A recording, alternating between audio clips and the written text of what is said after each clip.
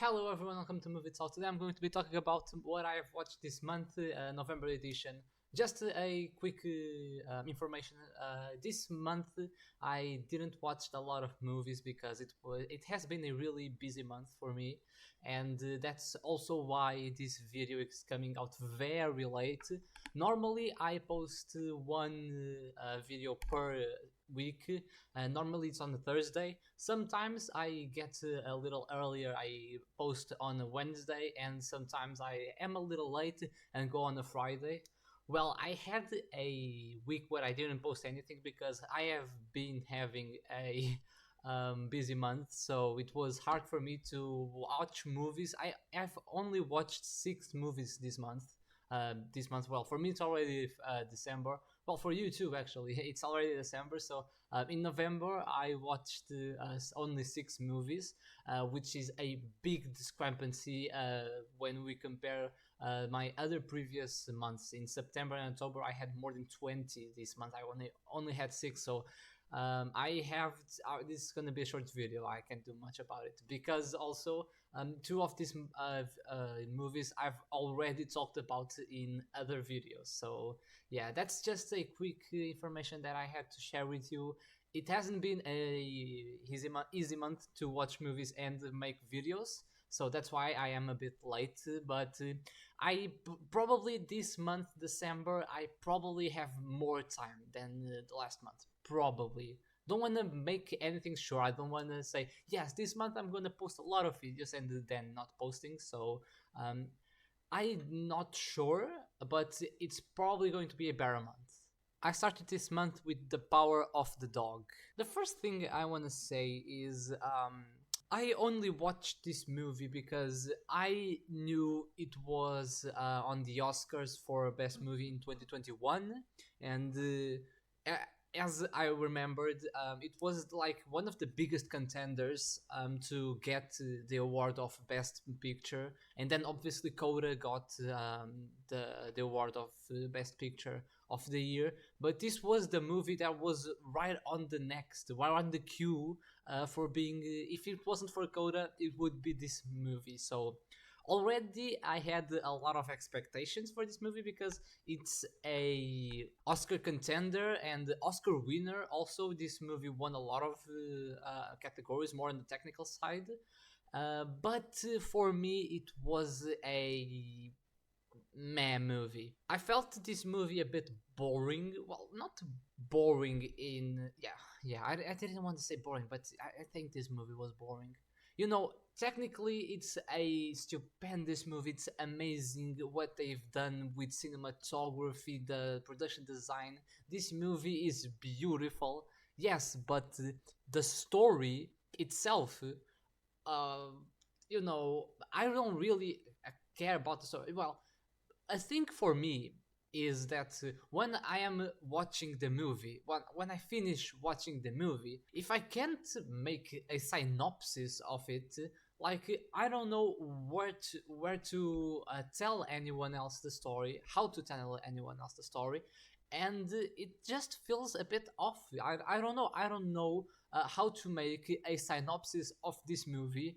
Uh, talk telling about the story. Of course, you can say things like the something about a particular character, but you can't even say there is a main character in this movie because there isn't a main character. It's a combination of like 3, 4, maybe 5 characters, but of course, it's the main three. Like I don't even remember the names of the characters. I know that's Benedict Cumberbatch, Jess Plemons, and the kid Cody McPhee. I think that's the name. I'm not really sure, but these 3 dudes are definitely the main characters. Then you have Kirsten Dunst, also in that role of main character. It's not literally getting into a main character, but it's around there. And if you want to talk about the story, you have to talk about these 4 characters basically.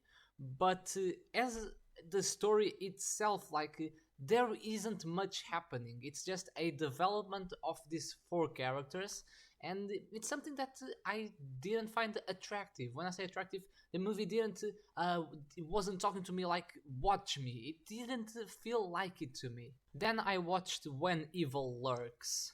Well, this is another story. I loved this movie. It's one of the best horror movies of the year. For me, for a lot of people, it is the best horror movie of the year. For me, it isn't because I loved watching Talk to Me. Maybe I would have loved this movie more if I watched in the theater, literally in the cinema, in the big screen. But because I watched this movie at home, I didn't have the same experience as I had with Talk to Me. But it's still a very good movie. When I first heard of this movie, I didn't watch any videos, any reviews. I saw in Rotten Tomatoes that When Evil Lurks was with a very good tomato meter accuracy, with the percentage of like 86%, something like that. Um, and I saw a YouTuber. I didn't watch the video. I only saw the thumbnail, and there was saying that When Evil Lurks was like the best movie of the year, best horror movie of the year, of course. And I just got interested. I didn't know anything, and I'm glad I didn't know anything, because this movie is very easy to get spoiled. And I think that the premise, like when you just talk about the core of the movie, if you know what the movie is about, you're not gonna have the same surprise when you first watch the movie and you don't know anything about the possessed ones, that as they talk about it. You have to work the pieces yourself, and you have to think a bit of your own. Like normally you don't understand. Normally you don't get on a movie that that's something that happens frequently. Like in this universe of When Evil Lurks, they say that this is a fairly common thing to happen. And if you already know that when you're going to the movie, it's not the same feeling. You can't have the same feeling. And I think that not knowing what to expect and what is going to happen in the movie is such a better experience, that I think it was something that elevated the movie for me. Also, not just the story, but when you don't know what's gonna happen in this movie, because this movie is very graphical. Like there are a lot of scenes where there's a lot of blood, and you really don't expect. There are scenes. Well, spoiler alert. Go jump this segment like 15 or 20 seconds, because I'm gonna give a major spoil of the movie. I wasn't really expecting when they killed the kids. Like normally in horror movies, people don't kill children, and this movie did, which was a very it was very surprising they did that. Then I watched The Killer. I already made a video about The Killer, but just some final thoughts. Amazing movie, really well made. Fincher is still a great director. Not at his best, of course. His peak was, of course, Seven and The Fight Club, things like that. It's not at his peak, of course, but it's still a great movie. I've seen people say that The Killer is boring and doesn't happen anything in the movie, but I loved it. Then I watched Dumb Money. I thought about making a video only about Dumb Money, but I ended up not doing, because I don't know. I don't really know why I didn't, because it was an amazing movie. I had so much fun. I didn't know anything about what happened in the real history of the main character. Let me just check who is the name of the guy. Keith Gill, yes. I loved the movie. It was a really interesting story. It was a story that we could relate to the characters. There are a lot of characters, to be honest, but you can relate to one of two characters. Of course, that those two girls were really I don't know, cringe. They were like recording TikToks. That's just cringe. But then there are of course other characters, and the main character that is interpreted by Paul Dano. He's such a great actor. He delivers really well in this movie. He delivers every single second, and I just loved how this movie was made, how this movie was built up, the script, the direction. It's a interesting story. I didn't know anything of what happened, the real story about the YouTuber that became a millionaire because of the GameStop actions and things like that. Didn't know any of that, and I think the movie introduced me fairly well to the case.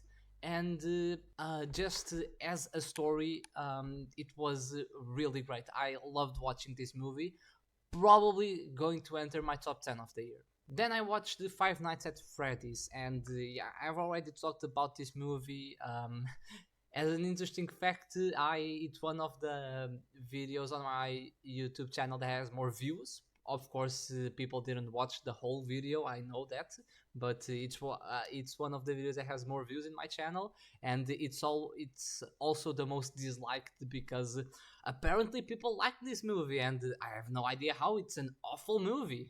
Then I rewatched Harry Potter and the Chamber of Secrets. I watched Harry Potter and the Philosopher's Stone in the last month, October. I've also talked about it in my previous video of what I watched this month, and I just wondered if I could watch one Harry Potter movie per month, and apparently, yes, I can, and I think it's a fun thing to do because I haven't rewatched Harry Potter in some time now, like 2 years, all of the movies. So I'm really excited because December, it's in this month, I'm gonna watch Harry Potter and the Prisoner of Azkaban, which is my favorite and probably the best Harry Potter movie. But just talking about the Chamber of the Secrets, it's my least favorite Harry Potter movie because I just don't like the story of itself.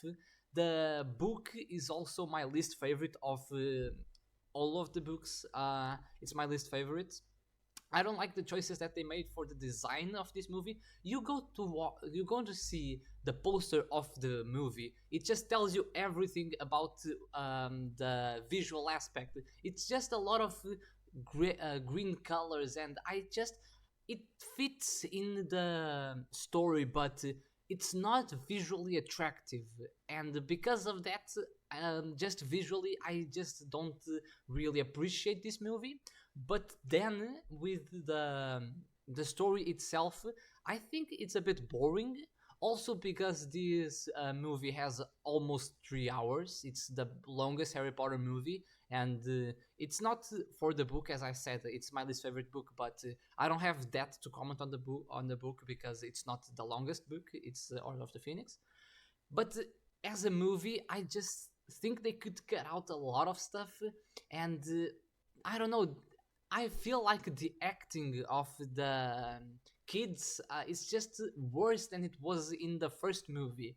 Um, I don't know. It's just a feeling that I have that things could be really different in this movie. I think this movie is not really well made, but it's Harry Potter.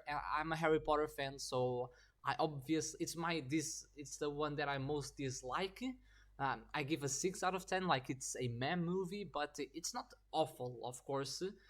It has Gilderoy Lockhart, that is a unsupportable character in the books. Like it's one of the characters that I most hate in all the whole Harry Potter franchise in the books. But in the movie, Kenneth Branagh is so funny. Like you can't hate that character when you only watch the movie because he's funny. He makes the character not to be completely disgusting, and he makes a fun character. It's just I don't know how to describe it. It's a fun movie. It's a fun movie. No, it's a fun character. And that's it, guys. I hope you enjoyed. I know it wasn't a short video because I talked about these movies more than I'm used to.